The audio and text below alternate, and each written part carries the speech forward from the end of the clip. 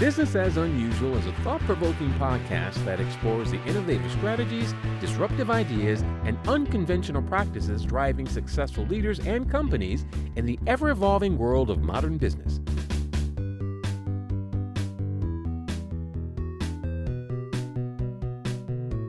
Subscribe, comment, and share for weekly inspiration with our host, Aisala. I grew up in New England to a single mother, and frugality got wired into me early. I used to say I was cheap, and my friend said, no, you gotta say you're frugal. And I used to joke that I spend every dollar twice. Today I want to talk a little bit about that principle under frugality. Sometimes you need to throw money at a problem, and I want to acknowledge that. It took me a long time to understand, too. So it's not always great to be cheap or frugal.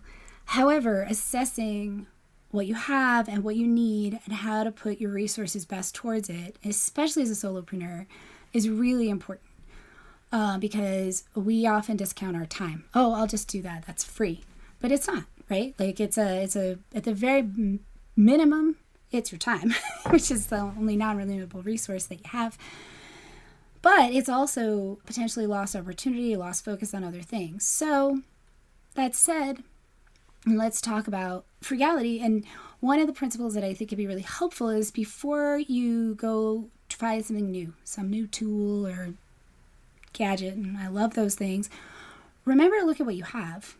And I don't mean just about just money, but time, attention, and energy, all of it. The question to start with is, instead of starting with the question, what do I need to bring in? It's the question to get to. Start with, am I actually using what I already have? So, evaluating your systems and how you're doing things. So if you notice that you're really frustrated that something you're doing isn't working, it's really easy to be like, oh, I'm going to go buy the solution. And the marketers, the practitioners of the dark arts, they know that. They know our desperation. They know the problems we have. So they're like, this tool is going to fix everything. You're like, ooh, rainbows and unicorns. Except it doesn't, because actually you didn't need something new to learn, to buy, and to implement. You needed to use what you had better or to change some of the things you were doing. So it's the place to start. And that version is the thing that happens in a crisis, right? A lot of times we're reactive instead of being intentional. So you look at your credit card statement and you're like, oh crap, I'm spending too much on things. And you just start deleting things.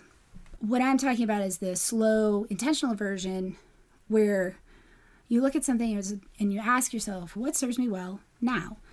Not when I got it, not what I thought it would be or what I thought it would become, not what I've been meaning to figure out. Potential is a big one for me, so I'll highlight that. What's actually working in the ways I need it to work right now? And a lot of times we don't do that intentional version because it does take energy and it feels less costly to avoid it. Because it's if you're not doing it, then you're saving that time or that mental effort and adding the evaluation in feels like you're adding work, but it's the kind of work that pays itself back. Evaluating things also can sometimes feel like you're admitting something doesn't work. And the thing is, if you're in an organic living system, which a business is, things will shift and change. Not everything's going to work forever the way that you want it to. And if you put a lot of time and energy into it, you fought to set it up, you've paid a lot of money for it, told other people about it, that can feel like admitting something, right? Like that can feel like, oops. And it's going to happen. It's okay. Admit it and face that, because when you avoid it, those small tweaks that you could make become larger and larger reactions that you'll end up having to do somewhere. Think about it like maintenance on your car. Like, you don't have to get your oil changed. You could avoid doing it. It is money and time. But eventually, you're going to throw a rod and your engine won't work. And that's going to be a much bigger financial and time suck. This is the same thing. It's like little baby oil changes. This is even less than that. It's less than changing the oil. It's checking the oil when you fill your gas tank. Just little tiny bits. And that'll let you know way before something's a big deal. Most of the time.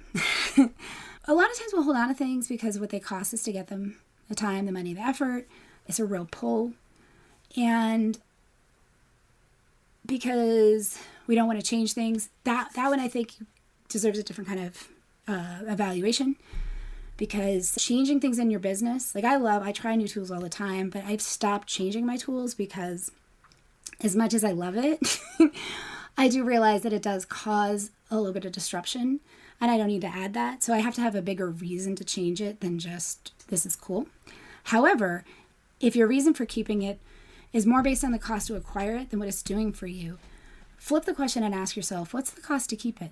And this applies to tools, programs, offers, commitments, relationships with clients, vendors, ways of working, schedules, all of it. Just do a quick, what does it cost me to keep this?